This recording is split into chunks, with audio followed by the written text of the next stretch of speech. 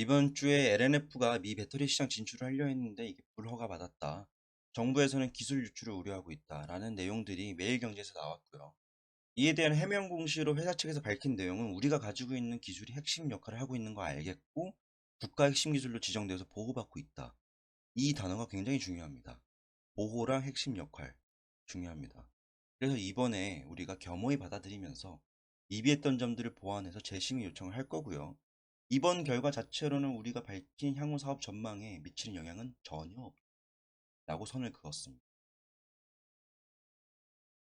이 내용들에 대해서 많은 제 지인들과 투자 지인들이 굉장히 오해를 많이 하고 있고 헷갈려하고 힘들어합니다. 내용을 좀 요약을 해보면 결국에 얘네가 요번에 태클 받은 거는 전체적인 LNF 사업이 태클 받은 게 아니고요. 얘네가 2025년에 양산을 목적으로 두고 있었던 요번에 얘네가 JV 합작법인을 설립하려 했습니다. 레드우드라는 기업이 있어요, 미국에. 얘네가 원래 미국에서 폐배터리 재활용하는 기업입니다.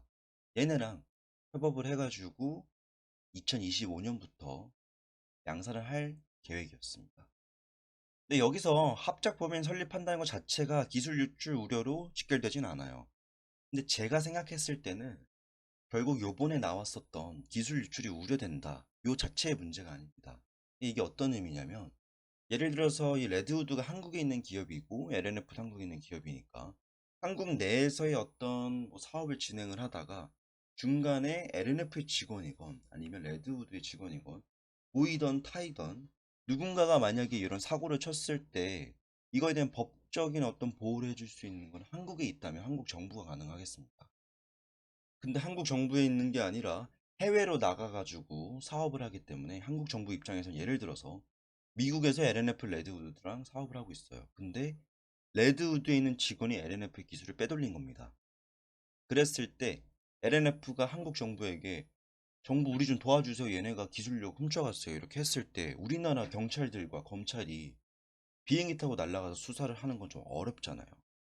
그러니까 자기 품을 벗어난다 생각을 하는 거예요. 정부 입장에서는 내가 되게 애지중지 키웠었던 LNF라는 뭐 키운 건 아니지만 이 좋은 기술을 가지고 있는 기업이 어떠한 피해를 받았을 때 내 품을 떠났기 때문에 내가 보호할 수 있는 지정되어서 보호하고 있는데 보호할 수 있는 테두리를 벗어난다라고 생각을 하는 거고요. 그래서 이번 심의에서는 안 된다라고 했지만 재심의 때 어떤 식으로 밝혀야 되냐면 우리는 레드우드가 이랬을 때 이런 식으로 대처를 할 거다. 그리고 이런 식으로 대처할 수 있도록 지금 우리 뭐 법무법인이랑 상의를 받아놨다. 미국 쪽에서 받아놨다. 이런 식으로 얘기를 할 때까지 기다리는 겁니다. 결국에 이번 공시를 통해서 느낄 수 있는 거는 결국에는 얘네가 핵심 기술로 인정을 받고 있다는 점과 실제 이러한 우려를 받을 만큼 중요한 존재라는 게 인정이 된 거고요. 여기서 정말 중요한 점은 회사 측에서 밝힌 내용으로는 이거를 재심의 요청을 할 수도 있습니다. 물론 우리 이런 식으로 할 거고요. 이런 식으로 1차 심의에서 부족했던 부분 고쳐왔습니다. 라고 할 수 있어요. 근데 제가 볼 때는 이러지 않고 그냥 독단적으로 갈 수도 있습니다. 굳이 레드우드 합작법인을 설립을 해가지고 같이 일하는 게 아니라 엄격하게 레드우드를 분리시켜 놓고 LNF 단독으로 시장을 진출을 하고 얘네랑 그냥 뭐 거래처 정도로 관계를 맺을 수도 있겠죠. 근데 저는 그게 오히려 더 좋다라고 보는 게 결국에 LNF가 메인으로 잡고 있는 게 테슬라가 고객이거든요. 그렇다면 굳이 레드우드와 합작법인 설립을 해가지고 할 필요는 없습니다. 이미 가지고 있는 기술력이 좋기 때문에 합작법인 설립을 했다가 괜히 기술 유출되면 큰일 나거든요. 그래서 지금 독자 진출을 고려하고 있다라고 내용들이 좀 나온 상태입니다.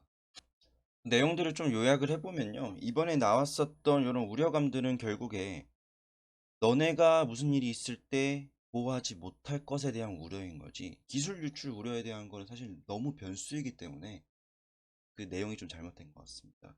기술 유출이 되었을 때 유사시에 정부가 해줄 수 있는 그 테두리 안에서 벗어나면 우리가 어떤 제반 조건들을 마련하기 전까지는 보내줄 수 없다. 이런 내용인 거거든요. 그래서 LNF는 추가적으로 요거를 재심의 요청을 할 것이고 할 테지만 독자 진출도 고려를 하고 있다라고 이야기를 밝혔습니다. 저는 이에 따라서 이번 주에 좀 변동성이 나오긴 했는데 변동성이 그렇게 크진 않았어요.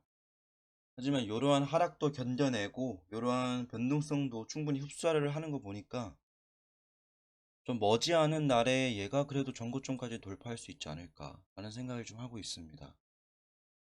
어차피 배터리 기업들, 2차전지 기업들 본다는 거는 단기간의 승부 볼 게 아니라 길게 봐야 되는 건데, 이번 내용이 만약에 정말 대세 흐름에 영향을 줄 수 있고 이 회사의 전반적인 사업에 대한 어떤 제약 조건이 걸린 거라면 문제가 되겠죠.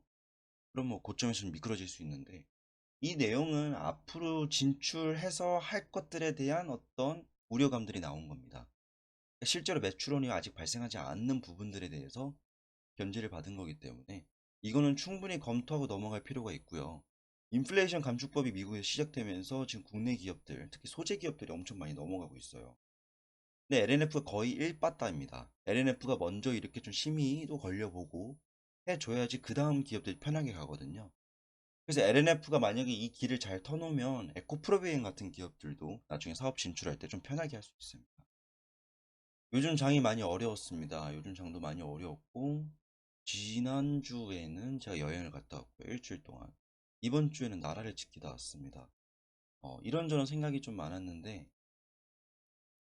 결국 최악인 것 같은 시장도 내일이 되면 더 나은 시장이 될 수 있습니다. 오늘보다 더 나은 내일이 될 수 있도록 긍정적으로 살아가야 될 것 같다 라는 생각을 좀 많이 했습니다.